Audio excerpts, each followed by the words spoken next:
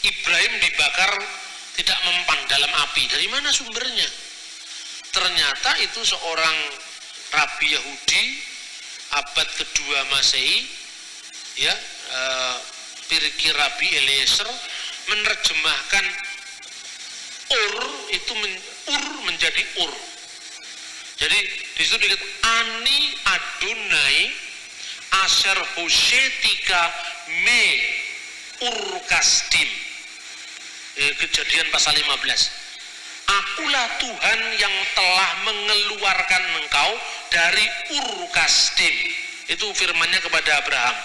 Dibaca oleh Pirkei Rabi Eliezer, Ani Adonai Asyar Hoshetika Me Ur Kasdim. Akulah yang Tuhan yang mengeluarkan engkau dari api negeri Kasdim. Maka kemudian konteksnya Abraham dibakar tidak mempan. Itu sebenarnya tidak ada dalam teks, itu karena kesalahan. Wacana yang sangat menarik untuk didiskusikan. Karena kalau kita bicara mengenai tokoh Ibrahim ini memang tidak pernah selesai. Betul-betul tokoh yang sangat luar biasa Ibrahim itu. Bayangkan, dia disebut sebagai Abul Anbiya di dalam tradisi Islam, bapaknya para nabi. Dalam Al-Quran juga disebutkan namanya, nama Ibrahim. Misalnya kalau kita rujuk pada ayat yang termaktub di surah Al-Baqarah, Bismillahirrahmanirrahim. Wa idh yarfa'u Ibrahimul qawa'ida minal baiti wa Ismail. Rabbana taqabbal minna innaka antas sami'ul alim. Jadi nama Ibrahim dicantumkan di kitab umat Islam yang disebut Al-Quran. Kitab suci saudara kita kaum Kristiani, Perjanjian Baru, juga menyebutkan tokoh Ibrahim. Di Injil Matius misalnya, pasal pertama, ayat yang pertama disebutkan ketaba diliduteh aiso demasiho breh David breh Abraham. Inilah daftar silsilah aiso demasiho, artinya sama dengan Isa al-Masih, breh David breh Abraham. Keturunan Daud, keturunan Abraham. Jadi nama Abraham juga disebutkan dalam kitab Peshitta, yakni kitab Perjanjian Baru, kitab suci Perjanjian Baru dalam bahasa Syro-Aramaik atau dalam bahasa Syriak. Nah, saudara kita kaum Yahudi juga sama mengenal sang tokoh yang bernama Abraham. Nah, berkaitan dengan tokoh ini, apalagi kisah yang dialami oleh beliau, yang konon katanya, menurut saudara kita kaum Kristiani, bahwa Ibrahim pernah dihukum bakar, itu merupakan legenda, bukan fakta. Bahkan dongeng katanya. Bahkan disebut dongeng sekalipun. Ini kan menyentak kita sebagai seorang Muslim. Membuat kita ini kemudian berpikir, kalau seandainya bahwa Ibrahim itu dihukum bakar, dan itu merupakan dongeng, merupakan fiksi, dan itu sama dengan dianggapnya novel, berarti Quran ini kan bukan merupakan fakta historis. Karena di dalam Al-Quran ini ada informasi bahwa Ibrahim itu dihukum bakar. Nah, bagaimana itu kita bisa baca dalam Al-Quran? Misal ya, kita bisa mulai dari ini aja dulu, dari kitab Al-Quranul Karim, surah As-Saffat, Pak Dondi. Pak siapa? Pak Edi. As-Saffat. Surah As-Saffat itu surah ke-37. Ayat yang ke-99. Ya, ayat yang ke-99. Sudah ketemu? Tolong dibacakan terjemahannya dulu, Pak Edi. Di surah As-Saffat ayat 99 ya. Dan dia, Ibrahim, berkata, sesungguhnya aku harus pergi menghadap kepada Tuhanku. Dia akan memberi petunjuk kepadaku. Nah, ya. Ayat yang ke-99 dalam surah As-Saffat, jelas itu dikatakan, kalau versi bahasa Arabnya begini. Bismillahirrahmanirrahim. Wa qala inni zahibun ila rabbi sayahdin. Wa qala, dan telah berkata, dia telah berkata, yakni Ibrahim telah berkata, inni zahibun, sesungguhnya aku ini orang yang akan pergi. Berarti dia dari satu tempat menuju tempat lain. Inni zahibun ila rabbi, sesungguhnya aku ini orang yang akan pergi menuju Tuhanku. Sayahdin, Tuhan sendiri yang akan memberikan petunjuk.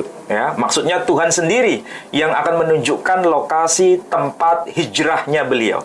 Karena di dalam surah yang lain disebutkan inni muhajirun, aku ini orang yang berhijrah. Dalam Al-Quran juga ada. Berarti antara inni muhajirun dan inni zahibun maksudnya sama. Berarti dari satu lokasi ke lokasi lain. Ya, ini berkaitan dengan sang tokoh yang bernama Ibrahim. Ini memang Al-Quran ini menarik. Hanya dengan bahasa sederhana itu mengindikasikan ada peristiwa sebenarnya. Pertanyaannya, peristiwa apa yang menyebabkan dia harus pergi dari satu lokasi menuju lokasi lain sesuai petunjuk ilahi? Apa yang menyebabkan itu? Tragedi apa yang menyebabkan itu? Nah, di dalam Al-Quran itu ada sebenarnya isyarah ke sana. Kita bisa lihat misalnya surah Al-Anbiya.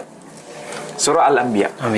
Surah Al-Anbiya itu, tapi sebelum saya bahas, saya lupa tadi Pak Edi.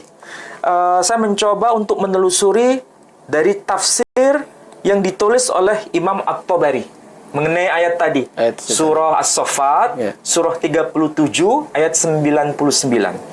Tafsir At-Tabari ketika menjelaskan ayat yang berbunyi wa qala inni dzahibun ila rabbi sayahdin, yaqul, di sini ada penyebutan apa? Inni muhajirun min sesungguhnya aku orang yang berhijrah dari apa? Dari negeri kaumku. Ilallah, menuju pada Allah. Ai ila ardil muqaddasah, menuju pada tanah yang disebut ard al-muqaddasah. Apa itu al-ard al-muqaddasah? Yakni ke lokasi yang disebut tanah suci. Di mana itu? Kanaan. Kanaan ya. Ya, jadi Kanaan. Jadi asalnya itu dari negeri kaumnya. Dan di dalam Al-Quran surah Al-Anbiya, surah Al-Anbiya itu surah yang ke-21. Di situ pada ayat yang ke-69 dikatakan begini. Qulna ya naru kuni bardan wa salaman ala Ibrahim.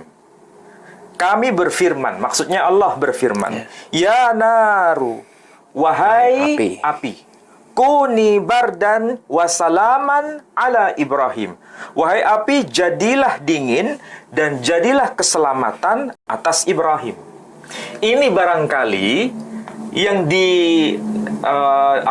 yang diasumsikan oleh saudara kita yang kurang begitu akrab dengan literasi dokumen-dokumen pra-Islam, menganggap bahwa Al-Quran ini merupakan dongeng. Jadi peristiwa Ibrahim dibakar, dihukum bakar oleh Namrud, dimasukkan ke dalam api yang menyala-nyala itu merupakan dongeng.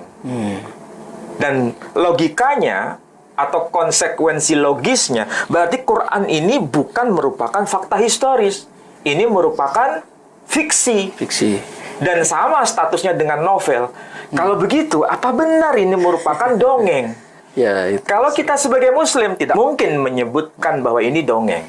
Tapi masalahnya kita kan tidak punya data.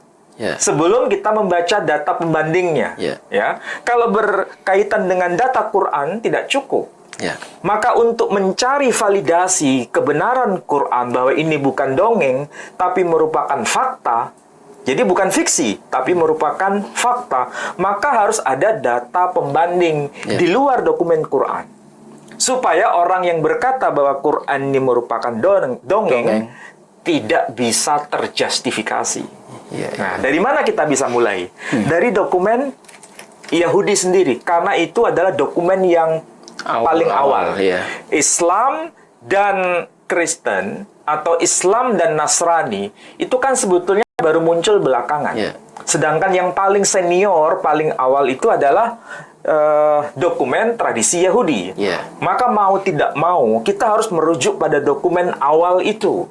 Nah, bagaimana kita bisa pelajari? Nah, kita akan coba baca dari teks yang disebut Hamisha Khumsi Torah. Atau kita mengenalnya dokumen itu yang biasa akrab di telinga kita itu Mikraot Gedolot, ya. Mikraot Gedolot. Ini Hamisha Khumsi Torah. Hamisha Khumsi Torah itu kitab yang diterima oleh Musa, jumlahnya 5. Sefer Bereshit, Sefer Shemot, Sefer Vayikra, Sefer Bemidbar, dan Sefer Devarim. Kalau bahasa Indonesianya, Kitab Kejadian, Kitab Keluaran, Kitab Imamat, Kitab Bilangan, dan Kitab Ulangan. Nah, yang saya bawa ini hanya berkaitan dengan Kitab Sefer Bereshit, Kitab Kejadian. Ya. Pak Edi bisa buka Kitab Kejadian pasal 15 ayat 7. Kitab Kejadian pasal 15 ayat yang ke-7. Lagi firman Tuhan kepadanya, Akulah Tuhan yang membawa engkau keluar dari Ur Kasdim untuk memberikan negeri ini kepadamu menjadi milikmu. Coba ulangi lagi pelan-pelan Pak Edi. Lagi firman Tuhan kepadanya, Akulah Tuhan yang membawa engkau keluar dari Ur Kasdim untuk memberikan negeri ini kepadamu menjadi milikmu. Ya. Ini menarik ini. Karena apa? Karena ini ada sesuatu pesan yang sama dengan Al-Quran yang tadi saya baca. Kalau di dalam Al-Quran hanya dikatakan inni muhajirun ila rabbi, atau inni dhahibun ila rabbi sayahdin. Sesungguhnya aku ini orang yang berhijrah atau orang yang pergi menuju pada Tuhanku. Dialah yang akan memberikan petunjuk. Artinya dia pergi dari satu lokasi ke lokasi lain sesuai petunjuk ilahi. Nah, senafas dengan itu, kitab Taurat menyebutkan. Dan itu tentu saja dinyatakan benar oleh saudara kita kaum Kristiani karena kitab Taurat bagian dari kitab yang diterima dalam kitab Perjanjian Lama. Betul kan? Nah, di sini yang teks aslinya menarik. Ada teks aslinya ya. Teks aslinya menarik. Kenapa? Karena ini masih tertulis dalam bahasa aslinya ya, dalam bahasa aslinya. Nah, ini kan kalau dibacakan ke atas. Kalau ini ya ini ya. Mudah-mudahan kelihatan. Kalau ini kita baca, disebutkan Wayomer elaf ani azanai asher hot siteikha me'or kashdim. Nah, apa itu? Ur Kasdim. Wayomer, dan dia Tuhan itu berfirman. Kepada siapa? Kepadanya. Elive, kepada dia, kepada Abraham. Wayomer Elive, dan dia Tuhan berfirman kepadanya. Ani azonai, akulah Tuhan. Di sini tertulis Yod He Vav He. Itu nama sakral ya. Nama sakral Yod He Vav He. Atau bahasa Indonesianya itu YHWH ya. Ani azonai. Orang Yahudi membacanya Adonai. Tidak boleh dibaca sesuai dengan tulisan. Karena ini terlalu suci. Diganti Adonai ya. Ani azonai asher hotsetecha. Akulah Tuhan yang telah membawa engkau keluar Meur Kasdim, dari Ur Kasdim. Hanya itu informasinya ya. Menuju ke mana? Menuju tanah yang dijanjikan. Di dalam teks ini dituliskan Et Eretz Hazot, menuju tanah suci itu. Menuju tanah itu. Tapi penjelasan dari para rabi merujuk pada tanah Kanaan. Kanaan. Oke. Nah, di sini menarik.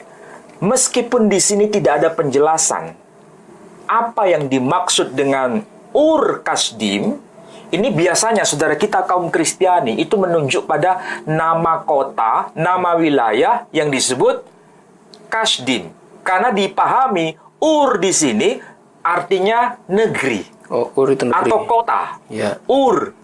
Tetapi pemahaman saudara kita kaum Kristiani, terutama dari kalangan Protestan, itu sebetulnya salah baca. Oh, digandeng itu dia. Seharusnya kalau disebutkan Ur itu bukan kota. Ur itu arti harfiahnya api atau cahaya. Ur. Tapi kalau kota dalam bahasa Ibrani itu air. Ain, yod, kemudian resh. Air itu arti harfiahnya kota. Tapi di sini kan tidak tertulis air kasdim, tapi tertulis Ur Kasdim, pakai alef, bukan ain. Nah, ini kemungkinan besar saudara kita yang memahami dengan istilah kota Kasdim karena membacanya dengan air. Karena istilah air itu kota, sementara ini tertulis bukan air tapi Ur. Soalnya kan tidak ada tanda bacanya ya. Bukan, hurufnya beda. Ini alef. Beda ya. Kalau air itu artinya kota. Di sini bukan air tapi Ur alef, bukan ain. Maka di sini kalau kita lihat menariknya di dalam Targum Yonatan. Ini Targum yang disebut Targum Yonatan. Di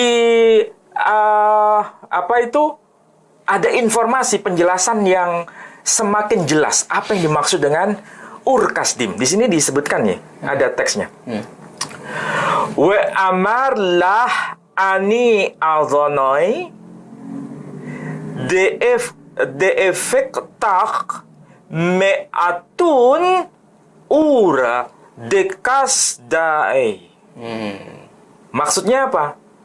Wa amar leh, dan Tuhan berfirman kepadanya, ani azonoi, akulah Tuhan. Maksudnya akulah Hashem, akulah yang maha kuasa, akulah Tuhan. The afektak, yang telah membawa engkau keluar, me'atun ora, dari tungku api. Di situ disebut tungku api ya. Jadi dalam bahasa Aramaik disebutkan me'atun nura, tungku api yang menyala-nyala. Dekasdai, dari tanah Kasdai atau tanah Kasdim. Jadi tungku api yang menyala-nyala dari kawasan Kasdim. Itulah yang dimaksud Ur Kasdim. Oh, begitu. Ini tradisi Yahudi. Jadi kalau begitu, api yang menyala-nyala, tungku api yang menyala-nyala disebutkan me'atun ura. Oke? Itu terjemahan dari rabi awal itu ya? Rabi generasi yang awal. Ini tafsir, dan ini otoritatif. Karena apa? Ini dipakai semua pesantren-pesantren Yahudi. Di seluruh dunia pakai ini. Iya. Ya? Berarti ini valid. Ini tafsirnya. Iya, jadi ini ayat sucinya, ini penjelasannya, dan ini mau Onkelos maupun Targum Yonatan ataupun Targum Yerusalem, semuanya itu dianggapnya sebagai Midrash Haggadah. Karena bagi Yahudi itu Midrash itu ada dua, Midrash Halacha dan Midrash Haggadah. Midrash Halacha itu syariat, perintah dan larangan. Tapi kalau Midrash Haggadah itu kisah yang diceritakan dalam Taurat lisan, atau yang disebut Taurat Sebe'alpi. Nah, Taurat lisan. Ya. Jadi ini versi Yahudi. Jadi versi Yahudi menegaskan memang Abraham itu dibawa keluar dari tungku api di kawasan Kasdim. Yang Quran sendiri menegaskan itu juga peristiwanya sama. Api itu tadi. Makanya di dalam Quran dikatakan, ya naru kuni bardan wa salaman ala Ibrahim. Wahai api, jadilah engkau dingin dan jadilah keselamatan atas hidup Ibrahim. Kesimpulannya, kalau antara catatan Quran versi agama Islam, catatan dari kitab Hamisha Khumshitora, Mikraot Gedolot versi agama Yahudi menyebutkan fakta dokumen yang sama, ceritanya sama, peristiwanya sama, Ya. berarti ini satu nafas atau beda? Satu nafas. Satu nafas. Ya. Senada informasinya. Pertanyaannya sekarang, apakah yang termaktub di dalam Al-Quran itu dongeng? Itu terjawab sekarang. Apakah yang termaktub di dalam kitab Yahudi ini dongeng? Ya. Ya kan? Jadi demikian saudaraku ya. Jadi bisa setelah kita mendengarkan paparan dari Ustadz Menahem Ali, akhirnya terjawab sudah. Ini sebetulnya ada di dalam kitab suci mereka, tetapi karena kebanyakan hanya membaca terjemahan saja, akhirnya dibaca Ur-Kasdim itu hanya dianggap sebagai kota Kasdim, Ur ya. Padahal tadi udah dijelaskan bahwa kota itu adalah Ir, bukan Ur. Bukan Ur. Kalau Ur itu malah apa tadi? Cahaya atau nyala api. Terjawab sudah. Ternyata di dalam kitab suci mereka ada. Tapi karena kebanyakan tidak membaca secara detail, apalagi membaca bahasa aslinya, ya ini kelemahan bukan kelemahan Islam ya, bahkan kelemahan mereka juga. Justru Al-Quran itu bisa membela dirinya sendiri, bahwa apa yang ada dalam Al-Quran itu pasti benar, bukan sekedar wahyu dari langit, tapi ini fakta historis yang bisa kita validasi dokumennya yang ada di bumi, dan itu termaktub di dalam dokumen saudara kita generasi awal. Kaum Yahudi sendiri mengkonfirmasi itu. Nah, sekarang kita lihat dokumen yang ditulis oleh Rabbi Saadia Gaon. Ya, itu tafsir dari Saadia Gaon. Iya, dalam tulisan Ibrani. Iya. Bukan tulisan Arab loh ini. Iya. Ya. Oh, ini yang Al-Quran bahasa Ibrani. Bukan. Itu. Ini adalah Torah Emet. Taurat tapi versi dalam bahasa Arab. Judeo-Arabik. Taurat bahasa Arab. Nah, coba cek lagi yang Kitab Kejadian pasal 15 ayat 7. Kitab Kejadian 15 ayat 7. Yang tadi itu? Iya. 15 ayat 7. Kitab Kejadian pasal 15 ayat 7. Lagi firman Tuhan kepadanya, Akulah Tuhan yang membawa engkau keluar dari Ur Kasdim untuk memberikan negeri ini kepadamu menjadi milikmu. Nah, itu terjemahannya ya. Kita cross check yang versi bahasa aslinya Ibrani. Nih, tertulis. Wayomer elaf ani azanai asher hot sitecha. Sama. Asher hot sitecha meur kasdim. Sama. Ya, bahasa Ibraninya. Tadi sudah kita cross check yang versi yang ini. Ya, versi Mikraot Gedolot sama dengan yang di sini. Tapi kita lihat yang terjemahan dalam bahasa Arab versi Yahudi menarik itu. Ada versi Arab bahasa. Ada. Di sini ketika Tuhan menyatakan dirinya Wayomer elaf, dan Tuhan berfirman kepadanya, Ani azanai, akulah azanai, yod he vav he. Di sini dikatakan, wa qala lahu anallah. Disebut Allah. Dan telah berkata Tuhan kepadanya, yakni kepada Abraham, wa qala lahu anallah, akulah Allah. Jadi yod he vav he dibaca Allah. Dan itu berarti nama suci. Dalam tradisi Yahudi tertulis alef lamet he, Allah. Wa qala lahu anallah alladzi ahrajtuka min, yang telah mengeluarkan, yang aku sendiri telah mengeluarkan engkau min, dikatakan apa? Atun al-kasdaniyin. Atun dalam bahasa Arab itu artinya tungku api. Dalam bahasa Aramaik juga disebut atun. Di sini disebutkan atun. Di sini disebutkan apa? Ini. Atun de kasdaya. Me'atun nura de kasdai. Dari tungku api yang menyala-nyala di Kasdim. Orang-orang Kasdim, ya. Kalau di sini disebutkan dengan istilah Arabnya atun, mana tadi?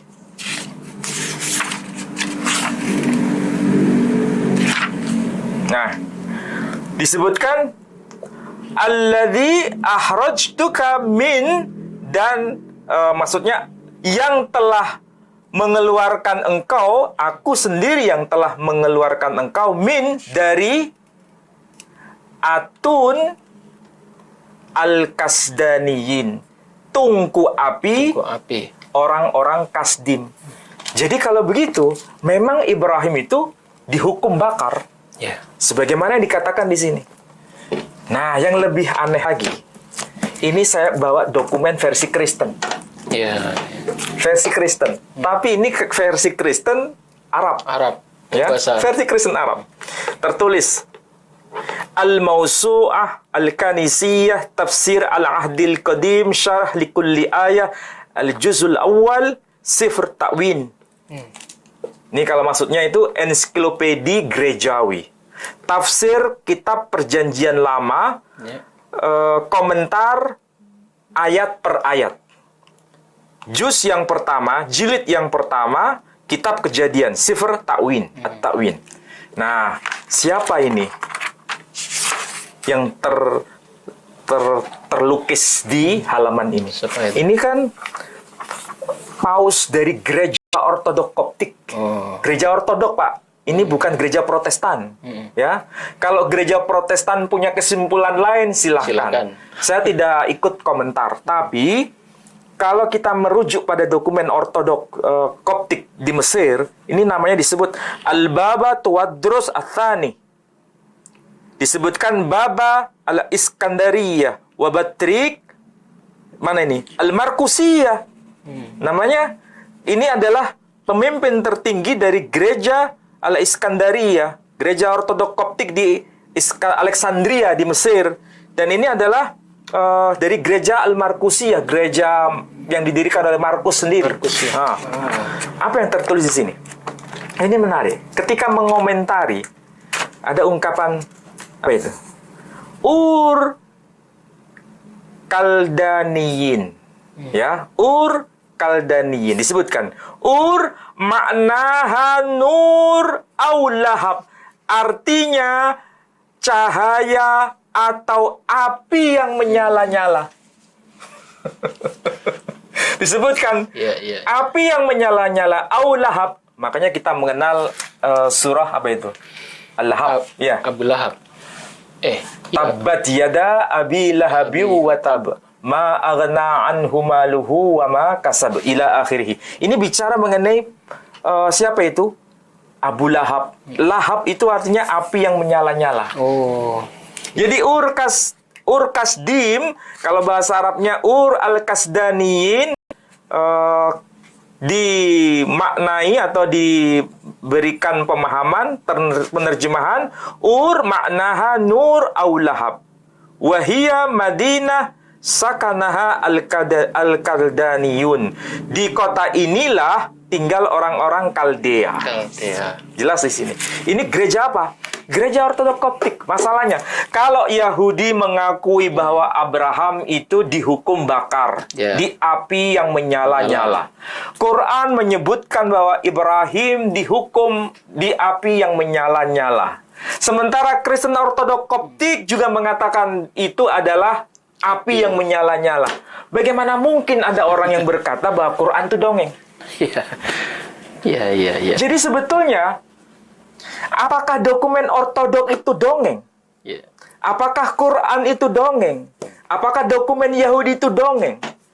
Ortodok Koptik itu lebih kuno dibanding mereka-mereka yang baru muncul pada era abad pertengahan. Gereja Protestan itu kan muncul pada era pertengahan, abad pertengahan, tahun 1500-an ya.